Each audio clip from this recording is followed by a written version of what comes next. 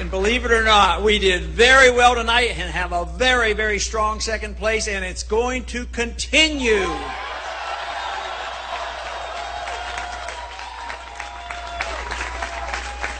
But you know, we've had some good news today. Maybe you have seen, but there was a recent Reuters poll out just today.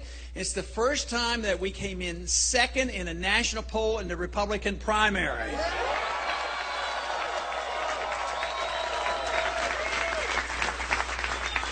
And we do have to remember, you know, the straw vote is one thing, but then there's one other thing called delegates. Yeah!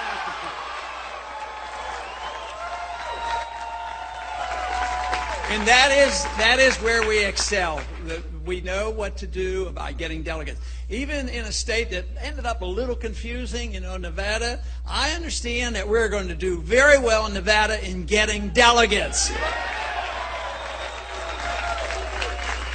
And of course, tonight I've heard nothing but good stories about all of you staying around and going through the process, understanding the process, and voting and getting delegates. So when the dust settles, I think there's a very good chance that we're going to have the maximum number of delegates coming out of Minnesota.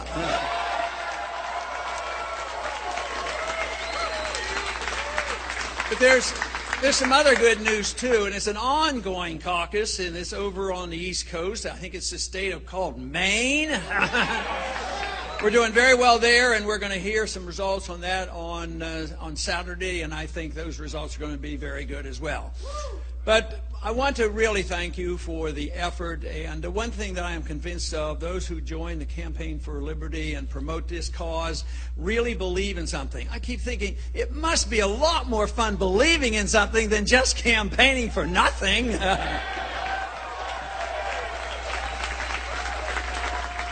Matter of fact, that's what makes it easygoing, because this is what the effort's been all about. And I have been so impressed. I've been involved for a long time, but it's been these last several years, especially since the last campaign 4 years ago.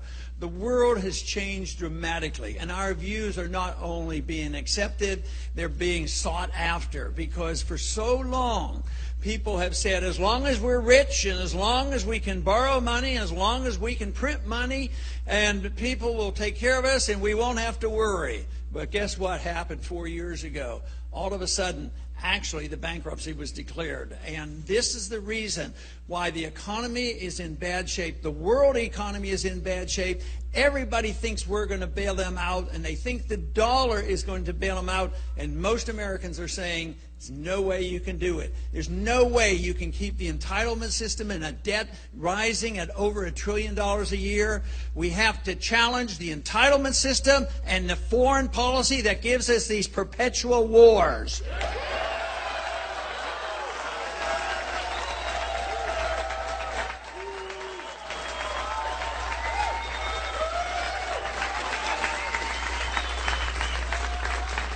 The biggest problem we've had is convincing people who are in office that they're spending too much in Washington. Today, the American people are way ahead of the people in Washington. And quite frankly, I think it's important to know that there's only one candidate and only one campaign that offers real cuts. And in the first year of the new presidency, there'll be a $1 trillion cut from the budget.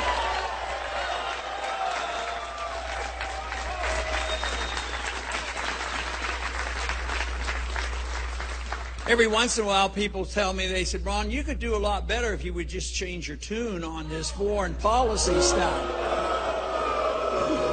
But guess what? It's the foreign policy that has built our campaign.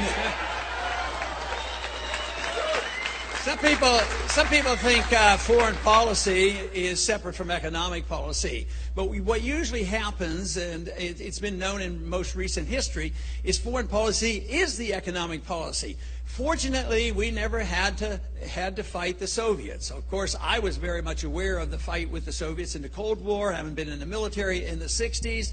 But lo and behold, the Soviets self-destructed because they expanded themselves too far around the world and they went bankrupt. And fortunately, we didn't have to fight them.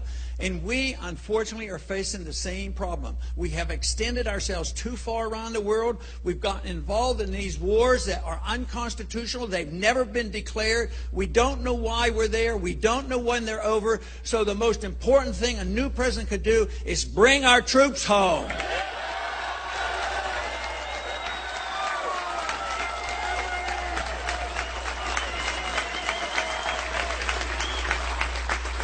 And it would save a lot of money. We don't need to pay for all this money to keep troops all around the world, 130 countries, 900 bases.